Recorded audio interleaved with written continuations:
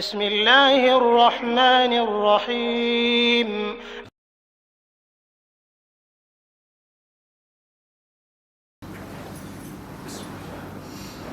السلام عليكم ورحمة الله وبركاته.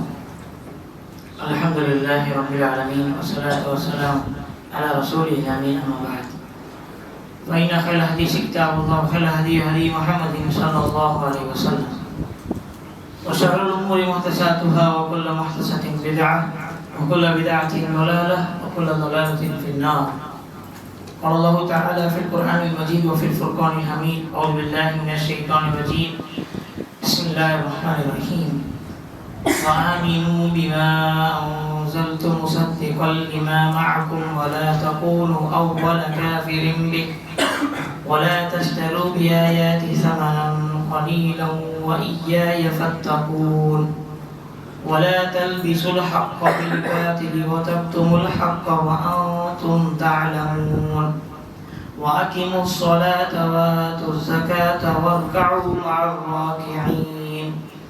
أتأمرون الناس بالبر وتنسون أنفسكم وأنتم تتلون الكتاب أفلا تعقلون. உலகத்தை படைத்து பரிபாலித்துக் கொண்டிருக்கும் ரஹ்மானுல்லாஹ்விற்கே புகழ் அனைத்தும் உரித்தாகுக. மேலும் அவன் சாந்தியும் சமாதான பெருமானார் முஹம்மது ஸல்லல்லாஹு அலைஹி வஸல்லம் அவர்கள் மீதும் அவருடைய அடிச்சோற்றை அப்படியே பின்பற்றிய உத்தம சத்திய சஹாபாக்கள் மீதும் தாபிஈன்கள் மீதும் தாபிஈன்கள் மீதும் முக்கியமாக அமர்ந்து கொண்டிருக்கும் அல்லாஹ்வின் நல்லடியார்கள் மீதும் உலகத்தில் இருக்கும் அனைத்து முஸ்லிம்கள் மூமின்கள் மீதும் என் மீதும் என்றென்றும் ரோஜமாக என்று கூறிய வண்ணம் இன்றைய தஃசீர் உரையை ஆரம்பிக்கின்றேன். கண்ணியத்திற்குரியவர்களே, அல்லாஹ்வினர்களே, இதுவரை சூரத்துல் பக்ரா அத்தியாயம் 2 40 வசனத்தை நாம் சுருக்கமான விளக்கத்தை பார்த்திருக்கிறோம். அதைத் தொடர்ந்து இந்த 41 இன்ஷா அல்லாஹ் அல்லாஹ் தன்னுடைய திருமறையில் சொல்கின்றான்: இன்னும் உங்களிடம் உள்ள வேதத்தை உண்மைப்படுத்தும் நிலையில் நான் இறக்கி வைத்த வேதத்தை கொண்டும் நீங்கள் நம்பிக்கை கொள்ளுங்கள். நீங்கள் இதனை நிராகரிப்பவர்களின் முதன்மையானவர்களாகி விட வேண்டாம். மேலும் சொற்ப விலைக்கு என்னுடைய வசனங்களை நீங்கள் விற்றுவிட வேண்டாம். இன்னும் என்னையே நீங்கள் அஞ்சிக் கொள்ளுங்கள். நீங்கள் அறிந்து கொண்டே உண்மையை பொய்யுடன் கலக்காதீர்கள். உண்மையை மறைக்கவும் செய்யாதீர்கள். மேலும் நீங்கள் தொழுகையை நிறைவேற்றுங்கள். ஜக்காத்தையும் நீங்கள் கொடுங்கள். ருக்கு செய்பவர்களுடன் நீங்களும் ருக்கு செய்யுங்கள். நீங்கள் தௌராத் வேதத்தை ஓதிக்கொண்டே உங்களை நீங்கள் மறந்துவிட்டு மற்ற மனிதர்களை நன்மை செய்யுமாறு நீங்கள் ஏவுகிறீர்களா? இதனை நீங்கள் புரிந்து கொள்ள வேண்டாமா? இந்த 4 வசனங்களில் அல்லாஹ் இறக்கி அருளப்பட்ட அவனுடைய அந்த வேதத்தை பற்றி சொல்கின்றான். மாற்றப்பட்ட நிலையில் காணப்படக்கூடிய சில வேதங்கள் இன்னைக்கு அந்த உண்மையான நிலையில் கிடையாது. குர்ஆனை தவிர எந்தெந்த வேதங்கள் இறக்கப்பட்டது? இன்ஜீல், தௌராத், சபூர். இந்த இடத்துல தௌராத்தை பற்றி அல்லாஹ் சொல்கின்றான்: உங்களிடத்துல கொடுக்கப்பட்ட அந்த வேதத்தை நீங்கள் உண்மைப்படுத்தக்கூடியவர்களாக இருங்கள். நாங்கள் உங்களுக்கு இறக்கியதற்கு பிறகு அதை நீங்கள் பொய் எடுத்தாதீர்கள். பொய் அல்லாஹ் இருந்து வரணும்னு சொல்லாதீங்கன்னு நல்லா சொல்றோம். இதனை நிராகரிப்பவர்கள் நீங்கள் முதன்மையானவர்களாக ஆகிடாதீர்கள். ஃபர்ஸ்ட் நீங்க என்ன செய்யக்கூடாது? நிராகரிச்சுட்டு போயிட்டே இருக்கக்கூடாது. உங்களுக்கு தான் அந்த புத்தகம் கொடுக்கப்படுதுன்னா நீங்க அங்க அதை என்ன செய்யணும்? ஏற்றுக்கணும். ஏற்றுக்கக்கூடிய நிலைமையில் நீங்கள் இருங்கள். உண்மைப்படுத்தக்கூடிய நிலையில் நீங்கள் இருங்கள் என்று அல்லா சொல்கின்றார்.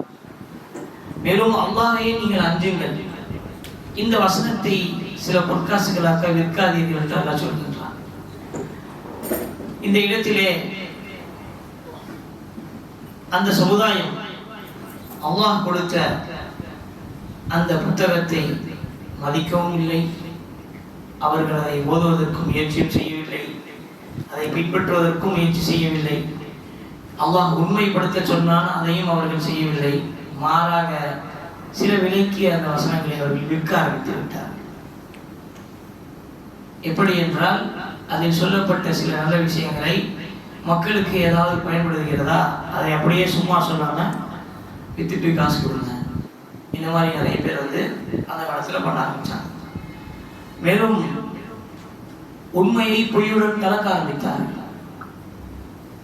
தௌராத் வேதத்தில் கலப்படம் இருக்கிறத அல்லாஹ் வந்து சொல்றான். இன்னைக்கு உள்ள அந்த வேதத்தில் என்ன இருக்கு, உண்மையோடு சேர்ந்து சில பொய்யான விஷயங்களும் எழுதப்பட்டிருக்கு. தௌராத் வேதம் இருக்கிறதே இது வரைக்கும் யாருக்கும் தெரியாது. இஞ்சில் எடுத்துக்கோங்க, எடிஷன்ஸ் நிறைய இருக்கு. வருஷ கணக்கில் எடிஷன் மாறிக்கிட்டே இருக்கும். வருடம் மாறுகிறது, எடிஷனும் மாறும். அதில் வார்த்தைகளும் சில வசனங்களும் மாறும். இவர்களுக்கு ஏற்ற அதை என்ன செய்வாங்க, அதில் வசனங்களை எழுதி அவங்க என்ன செய்வாங்க, பின்பற்ற ஆரம்பிச்சிருவாங்க. எந்த ஒரு உண்மையான வசனத்தையும் அவர்களுக்கு அது செட் ஆகலை அப்படின்னா தூக்கிடுவாங்க. இதில் இப்படி இருக்கு, ஓய்வை கொள்கையை பற்றி சொல்லியிருக்கு அப்படின்னா எடுத்துடுவாங்க. இப்போ இந்த மாதிரி வந்து அவங்க என்ன செஞ்சாங்கன்னா உண்மையோடு பொய்யையும் கலந்து அதை சிலவர்கள் மறைத்து என்ன செஞ்சாங்க, பின்பற்ற ஆரம்பிச்சாங்க. யாருக்கும் தெரியாத மாதிரி. உதாரணத்துக்கு எல்லாரும் பைபிள் என்ன செய்ய முடியாது, மாற்றம் கொண்டு வர முடியாது. அதில் சில பேர் இருப்பாங்க, அவங்களால மட்டும்தான் அதை சேஞ்சஸ் கொண்டு வர முடியும். அது மக்கள்கிட்ட மறைச்சிடுவாங்க, நாங்கள் சேஞ்சஸ் பண்ணிட்டோம் சொல்ல மாட்டாங்க. இந்த எடிஷன் அவ்வளோதான், இதுதான் பைபிளுடைய எடிஷன் அப்படின்னு சொல்லி அந்த புத்தகத்தை கொடுத்துருவாங்க. மக்கள் என்ன இருக்கு அதுதான் படிப்பாங்க. அதில் மாற்றப்பட்ட விஷயத்தை இவர்கள் மறைத்து விடுவார்கள். நல்லா சொல்றான், அந்த செயல்களை அந்த காலத்திலே மக்கள் பண்ண ஆரம்பிச்சாங்க. அவர்களுக்கு கொடுக்கும் பொழுது அவங்க இஷ்டத்துக்கு ஒரு விஷயத்தை கொண்டு வந்து மக்கள்கிட்ட சொல்லும் பொழுது அதை மறைச்சி இது வந்து நாங்கள் தான் கொண்டு வந்தோம்னு சொல்ல மாட்டாங்க. இது அல்லாஹ்வுடைய வசனம் தான் அப்படின்னு சொல்லி என்ன செய்யறது, பொய்யாக அவங்கள்ட்ட ஒப்படைச்சாங்க.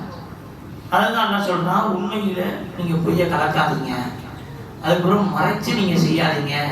அது அல்லாஹ்கிட்ட இருந்து மறைக்கப்பட்டது கிடையாது, அல்லாஹ்கிட்ட இருந்து மறைக்கப்பட்டது கிடையாது. நீங்க மனிதர்கள்ட்ட இருந்து மறைச்சிடலாம், ஆனா என்னட்ட அந்த விஷயம் என்ன செய்ய முடியாது, உங்களால மறைக்க முடியாது. மேலும் அல்லாஹ் இப்போ தொழுகையை பற்றி பொதுவாக சொல்றான். எல்லா சமுதாயங்களுக்கும் ஒரு விதமான தொழுகை கடமையாக இருந்துச்சு, ஜக்காத்தும் கடமையாக இருந்துச்சு. அது அந்த அந்த அந்தந்த காலத்துக்கு அந்தந்த சமூகத்துக்கு ஒவ்வொரு விதம். நம்முடைய சமூகத்துக்கு 50 வேளை தொழுகையிலிருந்து 5 வேளை தொழுகை கடமையாகி நம்ம ஒரு நாளைக்கு 5 டைம்ஸ் சொல்லக்கூடிய நிலையில இருக்கும். ஜக்காத்து 2.5% தரக்கூடிய நிலையில் நமக்கு இருக்கு. இதை நமக்கு இந்த வசனத்தை நாம் எடுத்துக்கொண்டோம் என்றால் அல்லாஹ் சொல்கின்றான், நீங்கள் தொழுகையை நிலைநாட்டுங்கள் ரமலானுடைய மாதத்தில் மட்டும் அப்படின்னு சொல்றானா? இல்ல, ரமலானுடைய மாதத்தை தாண்டியும் நீங்க என்ன செய்யணும், தொழுகையை நிலைநாட்டுங்க. அதுதான் இங்க அந்த இடத்துல எந்த மாதத்தையும் குறிக்கணும். அதில் என்ன சொல்றோம், வாக்கியம் ஸலா, தொழுகையை நிலைநாட்டுங்கள், நிறைவேற்றுங்கள், நிறைவேற்றிக் கொண்டே இருங்கள். அந்த வேர்பு என்ன சொல்லப்பட்டிருக்குன்னா கமாண்டிங். செஞ்சுட்டு விட்டுருப்பா அப்படி கிடையாது. இந்த மாசத்தோட தொழுகை விட்டுருங்க, அடுத்த சவால் மாதத்துல நீங்க தொழுகை தேவையில்லை அப்படின்னு நம்ம எடுத்துக்க முடியாது. இந்த கட்டளைன்றது நம்ம உயிர் இருக்கிற வரைக்கும் இந்த கமாண்ட் நமக்கு இருந்துகிட்டே இருக்கும். ஒருவருடைய உயிர் மூச்சு உலகத்தில் இருந்து அவன் பிரிகிறான் என்றால் அவனுக்கு உலகத்துக்கும் அவனுக்கும் எந்த ஒரு கனெக்ஷன் இருக்காது. அதோட அவனுடைய கனெக்ஷன் மறுமைக்கு ஸ்டார்ட் ஆயிடும், கபரு தான் அவனுடைய வீடு. அது வரைக்கும் இந்த அக்கீமு ஸலாத் இருக்கணும்னு நல்லா சொல்றான். வாத்து ஜக்காத், ஜக்காத்து கடமையானவர்கள் ஜக்காத்தை கொடுத்திருக்காங்க. உங்களுக்கு உங்களுடைய சேமிப்பு கணக்குகளை நீங்கள் வைத்திருக்கிறீர்கள் என்றால் ஜக்காத்து, பணத்தை தூய்மைப்படுத்துங்கள். ஜக்காத்துன்னா அதுதான், ஜக்கா என்ற வார்த்தையிலிருந்து வந்ததுதான் ஜக்காத்.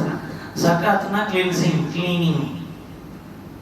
அந்த இடத்துல நம்ம பணத்தை கிளீன் பண்ணா வாஷிங் மிஷினை கொடுத்து வைக்கணும் அப்படிலாம் கிடையாது. அந்த பணத்தை அழுக்க எடுக்கணும்னா நம்ம சேர்த்து வச்ச அந்த பணத்தை ஒரு வருஷம் ரொட்டேட் ஆனதுக்கு பிறகு அதுல இருந்து 2.5% எடுத்து என்ன செய்யணும், கொடுக்கணும். அதுதான் வந்து ஜக்காத். நிறைய பேருக்கு ஜக்காத்து விளங்காமலே இருக்கும். கடமை ஆகாதவர்கள்லாம் ஜக்காத்து கொடுக்க ஆரம்பிச்சிட்டாங்க. அவன் மேல கடமையே கிடையாது, அவன் சம்பாதிக்கிறது அவனுடைய வாய்க்கு வருது, வீட்டுக்கு போகுது. இருந்தாலும் வருஷம் வருஷம் ஜக்காத்து கொடுக்கணும் அவசியமே இல்லை. அல்ல இப்படி யாரும் கஷ்டப்படுத்த, மார்க்கம் கஷ்டப்படுத்துறதுக்காக எல்லாம் வந்து கொடுக்கல, இலகுவானதாக கொடுத்துருக்காங்க. ரசூலுல்லாஹி ஸல்லல்லாஹு அலைஹி வஸல்லம் சொன்னாங்க, அத்தீனு யுஸ்ருன், மார்க்கம் ஈஸியானது, இலகுவானது. இந்த ஜக்காத்து என்பது கடமையானவர்களுக்கு மட்டும்தான். ஆனால் இன்னைக்கு கடமையானவர்கள் ஓடுறாங்க ஜக்காத்து. பல கோடி சொத்து இருக்கும் அவங்கள்ட்ட, பல லட்சம் சொத்து இருக்கும். அந்த அளவுக்கு அவங்கள்ட்ட சொத்து இருந்தோம் அந்த அளவுக்கு பொருளாதாரம் இருந்தோம். ஜக்காத்துன்னு வந்துட்டா ரமதான் மாசத்துல ஒரு 50,000 யாருக்கா கையில கொடுத்துட்டு என் ஜக்காத்தை நான் கொடுத்துட்டேன் அப்படின்னு சொல்லி எஸ்கேப் ஆயிடுறது. இது உண்மையான ஜக்காத்து கிடையாது. அவருக்கு வரக்கூடிய வரவுல செலவுல எல்லா விஷயத்தையும் வச்சு அவர் அதிலிருந்து 2.5% எடுக்க வசதி வாய்ந்தவர்களுக்கு இந்த கடமை. மேலும் அல்லாஹ் சொல்கின்றான், வர்கஉ மஅர் ராகியின், ருக்கு செய்யுங்கள் ருக்கு செய்பவர்களோடு. தொழுகையுடைய ஒரு நிலையை அல்லாஹ் இங்க சொல்லி காட்டியிருக்கிறான். தொழுகையில நிறைய நிலை இருக்கு. கியாம் நிற்கிறது, ருக்கு குனியறது, சுஜூத் சஜ்தா செய்யறது, உட்கார்றது, ஜில்சா இது தஷவுல உட்கார்றது. இதுல 2-3 இடத்துல அல்லாஹ் சில இடத்துல கியாம பத்தி சொல்லியிருக்கான், சில இடத்துல ருக்கு பத்தி சொல்லியிருக்கான், சில இடத்துல சுஜூதை பத்தி சொல்லியிருக்கான். எல்லா இடத்துலையும் ஒன்னா சேர்ந்து என்ன செய்யல சொல்லுங்க. அதுக்காக நிறைய பேர் ருக்கு மட்டும்தான் நமக்கு தொழுகையா கிடையாது. என்னன்னா நீங்கள் தொழுகையாளோடு சேர்ந்து தொழுக ஆரம்பிச்சிருங்க. உங்களுடைய தொழுகையை விடாதீங்க. மறுபடியும் அல்லாஹ் அந்த வக்கீமு ஸலாத்தை ஸ்ட்ராங் பண்றான். அதை பலப்படுத்துகிறான். என்ன? இந்த ருக்குவை கொண்டு பலப்படுத்துகிறான். நீங்கள் அவர்களோடு சேர்ந்து ருக்கு செய்யக்கூடியவர்களாக ஆகிவிடுங்கள். இப்ப சிலவர்கள் தௌராத்தை அறிந்தவர்களை பற்றி எல்லாம் சொல்றான். அந்த அம்ருன நாஸ, நீங்கள் மக்களுக்கு நன்மை செய்ய ஏவுகிறீர்களா?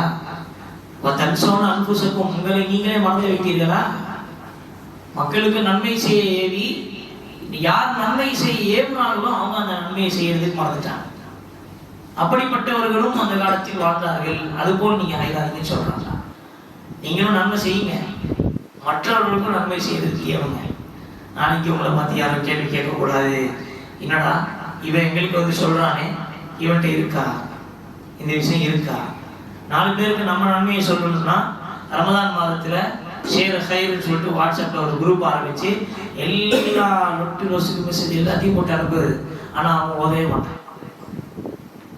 எல்லா திக்கிர்களையும் அனுப்புவான், ஆனா அவன்கிட்ட அந்த ஓதுறது இருக்காது. அவனுக்கு விசாரிச்சு பார்த்தா அதெல்லாம் எனக்கு தெரியாது. குரூப்ல வருது ஃபார்வர்ட் மெசேஜ், உங்களுக்கு நன்மைக்காக அனுப்புவேன். அனுப்புறவனுக்கு எனக்கும் நன்மை. ஏன்பா அதை கத்துக்கிட்டு நீனே நன்மையை சம்பாதிச்சு கொடுக்கறதுல எவ்வளவு சிறந்த நன்மை, அதுல ஃபுல் நன்மை கிடைக்கும். அதுதான் எல்லாம் சொல்றான். நீங்க எல்லாருக்கும் நன்மையை ஏவி உங்களை நீங்களே மறந்துட்டீங்களா அப்படின்னு நல்லா கேட்கிறான். அப்படிப்பட்டவனா நீங்க என்ன செய்யுங்க? நீங்க வந்தும் தத்லூன கிதாப், நீங்களும் குரானை கிதாபை ஓதியவர்கள் தான். அதனால நீங்க என்ன செய்யுங்க? அப்படிப்பட்ட ஒரு விஷயம் பண்ணாதீங்க. அமல் நீங்களும் செய்யுங்க, மற்றவர்களும் அமல் செய்ய ஏவுங்க. அஃபலா தஅகிலூன், நீங்கள் அதை விளங்க மாட்டீர்களா அப்படின்னு சொல்லி எல்லாம் கேட்கறான். அது உங்களுக்கு புரியாதா? நீங்க செய்யக்கூடிய விஷயம், நீங்களே தவறு செய்றீங்க, ஆனா மற்றவங்களும் நன்மை செய்ய விடுறீங்க. எதுக்கு இது? இப்படி இருக்காதீங்க அப்படின்னு சொல்லி தௌரீத்தை அறிந்தவர்களுக்கு இது ஒரு உபதேசமாக அவன் என்ன செய்யலாம் அந்த இடத்துல சொல்றான். அடுத்ததாக பொறுமையை கொண்டு அல்லாஹ் என்ன செய்யறான்? உதவி தேட சொல்றான். வஸ்தஈனு பிஸ்ஸப்ரி வஸ்ஸலாஹ் வஇன்னஹா லகபீரத்துன் இல்லா அலல் ஹாஷிஈன். மேலும் பொறுமையை கொண்டும் தொழுகையை கொண்டும் அல்லாஹ்விடம் நீங்கள் உதவி தேடுங்கள். நிச்சயமாக தொழுகையானது உள்ளச்சம் உள்ளவையின்றி மற்றவர்களுக்கு பெரும் பாரமாகவே இருக்கும். தொழுகை யாருக்கு ரொம்ப வெயிட்டா பாரமா இருக்கும், பேர்டனா இருக்கும்? யார்கிட்ட பயம் இல்லையோ, அல்லாஹ்வுடைய அச்சம் இல்லையோ, குஷு இல்லையோ, அவங்களுக்கு தொழுகை ரொம்ப பாரமா இருக்கும், ரொம்ப வெயிட் பேர்டனா இருக்கும். அல்லாஹ் சொல்றான் அவங்களுக்கு தான் அது ரொம்ப பாரமா இருக்கும். யாருக்கு? இறையச்சம் உடையவர்கள், உள்ளச்சம் கொண்டவர்களை தவிர மற்றவர்களுக்கு இந்த தொழுகை பாரமாக இருக்கும் என்று நான் சொல்கிறேன். ஃபஜர் தொழுகை இன்னைக்கு எப்படி இருக்கு எல்லாருக்கும் யோசிச்சு பாருங்க. ஃபஜ்ரா சகர் முடிச்சு தூங்குறதுக்கே கரெக்டா இருக்கு நேரம். சகர் முடிச்சு அவன் அவ்வளவுதான். ஃபஜருக்கு போகணும்னா அவனுடைய அந்த உடம்பு நிலை சரியாக இருக்கும். அந்த அளவிற்கு சாப்பாடு அதிகமாக சாப்பிட்டு நம்முடைய சமூகம் இன்னைக்கு சகரிலிருந்து தூக்கத்தை ஆரம்பிக்கிறாங்க, அசருக்கு கஞ்சி வாங்கதான் நோம்பு என்ன செய்ய இருக்கிறாங்க. இந்த நிலைமை ஆயிடுச்சு. நடுவுல வந்த ஃபஜரையும் ஆப்சென்ட், லொஹர்லையும் ஆப்சென்ட், அசர்லையும் கஞ்சி வாங்கறதுக்கு மட்டும்தான் பிரசன்ட், ஜமாத்துல ஆப்சென்ட். இப்படி இருக்கு நம்ம சமூகத்துல நிலைமை இருக்கு. இவங்கப்பா ஃபஜர்ல காணும் மௌலி சாப் கேட்கிறாரு, இமாம் சாப்பு சாப்பிட்டு ஒரே எரிச்சலா இருந்துச்சு, நெஞ்சில தூங்கிட்டேன், முடியல வரதுக்கு. மூக்கு முட்டை கழுத்து முட்டை ஏன்பா சாப்பிடுறேன்னு கேட்டா என்ன பண்றது, வீட்டுல போடுறாங்க சாப்பிடுவோம். சகருடைய நிலைமை இப்படி ஆயிடுச்சு. அல்லாஹ்வுடைய தூதர் சொன்னாங்க, சகர்ல பரக்கத்து இருக்கு, இவ எல்லாத்தையும் கொண்டு வந்து வச்சு பரக்கத்து இருக்கு. சகர் ரசூலுல்லாஹ் சொன்னாங்க பரக்கத்து இருக்கு, நான் எப்படி விடுறது இந்த சகரை? எல்லாத்தையும் போட்டு சாப்பிட்டு ஃபஜர்ல இருக்கிற அந்த கடமையை மறந்துட்டான். சகர்ல பரக்கத்து இருக்குன்னு ரசூலுல்லாஹி ஸல்லல்லாஹு அலைஹி வஸல்லம் சொன்ன ஒரு வார்த்தையினால அந்த ஃபஜரையே அப்படியே என்ன செஞ்சிட்டாங்க, கேன்சல் பண்ணிட்டாங்க. சகருடைய பரக்கத்து எனக்கு போதும், ஃபஜர் எனக்கு தேவையில்லைன்னு ஆயிடுச்சு. இதுதான் அல்லாஹ் என்ன சொல்றான், நீங்க இறைச்சமுடையவர்களா இருந்தா அந்த ஃபஜர் கூட உங்களுக்கு பாரமா தெரியாது. சகர் பண்ணோமா, ஒரு செஞ்சோமா, தொழுகைக்கு போய் நிற்போம். தொழுகையில எந்த ஒரு பேர்டன் இல்லாம சுக்கூனா நின்று அல்லாஹ்ட்ட பேசக்கூடிய ஒரு நிலை கிடைக்கும். அதுதான் அல்லாஹ் என்ன சொல்றான், பயம் உள்ளவங்களுக்கு அது பாரமா தெரியாதுன்னு சொல்றான். இன்னைக்கு நமக்கு ஃபஜர் ரொம்ப பெரிய ஒரு பாறையை தலையில தூக்கி வச்ச மாதிரி இருக்குன்னா அப்ப என்ன அர்த்தம்? அல்லாஹ்வுடைய அச்சம் நம்மள்கிட்ட இல்லைன்னு அர்த்தம்.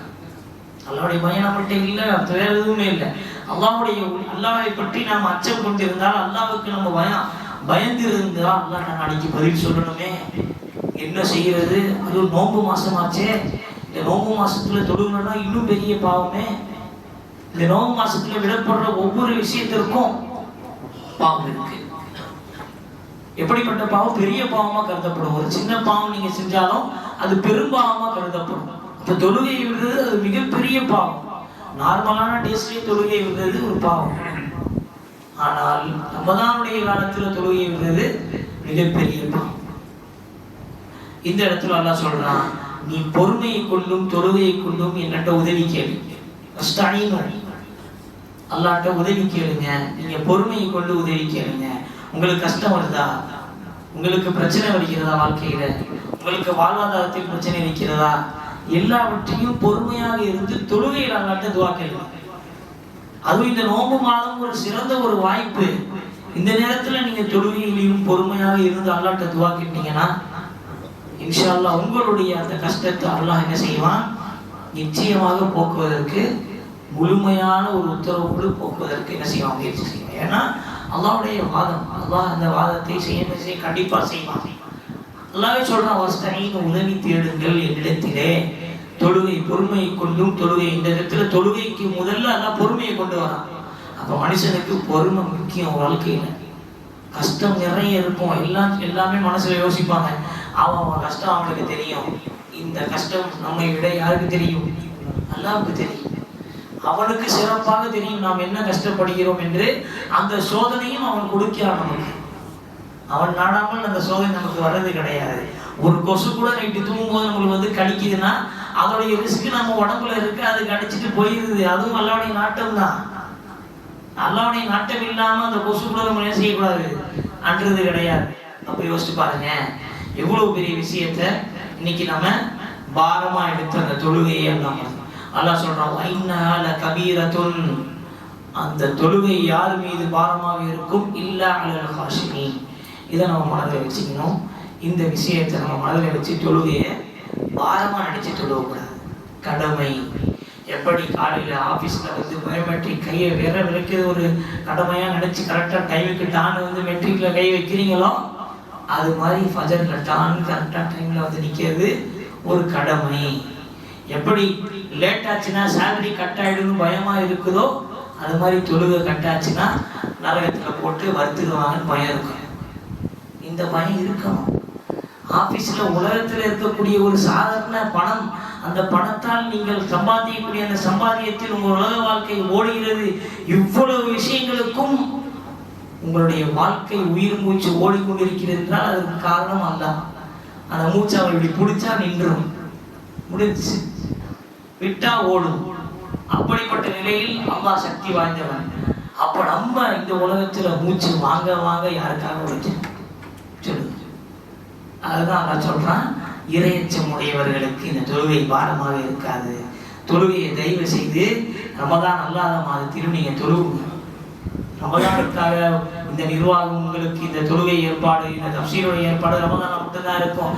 ரமதானுக்கு பிறகு தஃப்சீருக்கான வாய்ப்பு கிடைக்காது. நீங்களே என்ன செய்யுங்க, குர்ஆன் ஆப் டவுன்லோட் பண்ணுங்க, தஃப்சீர் ஆப் இருக்கு, எல்லா செயலிகளும் இந்த ஒரு மொபைலுக்குள்ள வந்துருச்சு. எல்லா விஷயங்களும் உங்களுக்கு தேவையான மொழிகள்ல அல்லாஹ் கொடுத்துட்டான். அதுக்கு பிறகும் நீங்க முடியாது அப்படின்னு சொன்னீங்கன்னா கண்டிப்பா மாட்டுவீங்க. அல்லாஹ் இவ்வளவு லேசாக்கி கொடுத்துட்டா மார்க்கத்தை. இன்னைக்கு பைய தூக்கிட்டு பெரிய பெரிய புத்தகத்தை தூக்கிட்டு மதரசாவுக்கு போய் பாடம் கத்துக்கணும், மார்க்கம் கத்துக்கணும்னு அவசியம். அந்த அளவுக்கு இலகுவாக்கிட்டு அவங்க மார்க்கத்தை உங்க கையில கொண்டு ஒப்படைச்சிட்டான். மதரசால போய் படிக்கிறவங்க அலிமா ஆஃபீஸா வர்றாங்க. அதையும் தாண்டி உலகவாதிகள், உலகத்தில் இருக்கக்கூடிய வேலையில் இருப்பவர்களுக்கும் மார்க்க விஷயத்தை கற்றுக் கொடுப்பதற்காக அல்லாஹ் ஒரு வாய்ப்பு கொடுத்திருக்கா. என்ன? இன்னைக்கு உள்ள டெக்னாலஜி எல்லாம் அதுல அடங்கியிருக்கு. இத்தினோட சிப்புக்குள்ள எல்லாத்தையும் அடக்கிட்டான். தஃப்சீரா இருக்கட்டும், புகாரியா இருக்கட்டும், எல்லாமே இதுக்குள்ள இருக்கு. இதற்கு வேற நம்ம அல்லாட்ட என்ன சாப்பிட்டு சொல்ல முடியும்? யா அல்லாஹ், எந்த ஆலிம் சாமி என்கிட்ட சொல்லல தொழுகையை பத்தி, யாருமே எனக்கு சொல்லல நோன்பை பத்தி, யாருமே எனக்கு ஜக்காத்தை பத்தி சொல்லல அப்படின்னு நாங்க அல்லாட்ட சாப்பிட்டு சொன்னா அல்லாஹ் சொல்லுவோம், உன் கையில ஒண்ணு இருந்துச்சு, அதை வச்சு என்ன பண்ண? உன் கையில ஒண்ணு இருந்துச்சு, அதை வச்சு நீ என்ன பண்ண? எவ்வளவு பெரிய முன்னேற்றம் உனக்கு கிடைச்சது, அதை வச்சு நீ என்ன பண்ண? அவர் கண்ணியத்திற்குரியவர்களே, அல்லாஹ்வியார்களே, தொழுகையை கொண்டு உதவி தேட வேண்டும் என்றால், பொறுமையை கொண்டு உதவி தேட வேண்டும் என்றால், நம்ம தொழுகையை தினசரியும் தொழுகக்கூடியவர்களாக இருக்க வேண்டும். ரமதான் டு ரமதான் முஸ்லீமாக அல்லாமல் ரமதான் அல்லாத மாதத்திலும் முஸ்லீமாக இருப்பதற்கு நாம் 100% 200% என்ன செய்யணும்? முயற்சி செய்யணும். அல்லாஹ் நாம் அனைவருக்கும் இந்த தொழுகையை தொடர்ந்து தொழுவதற்கும், ஐவேளை தொழுகை பாரமாக எண்ணாமல் அல்லாஹ்வினுடைய கடமை என்று எண்ணி தொழுவதற்கு அல்லாஹ் நமக்கு தௌஃபீக் தருவானாக. இந்த உலகத்தில் நமக்கு எந்த வித சோதனை வந்தாலும் அதை பொறுமையாக கையாளுவதற்கு அல்லாஹ் நமக்கு தௌஃபீக் தருவானாக. ஆமீன். வாஹிர் அல்ஹம்துலில்லாஹி ரப்பில் ஆலமீன். அஸ்ஸலாமு அலைக்கும் வரஹ்மத்துல்லாஹி.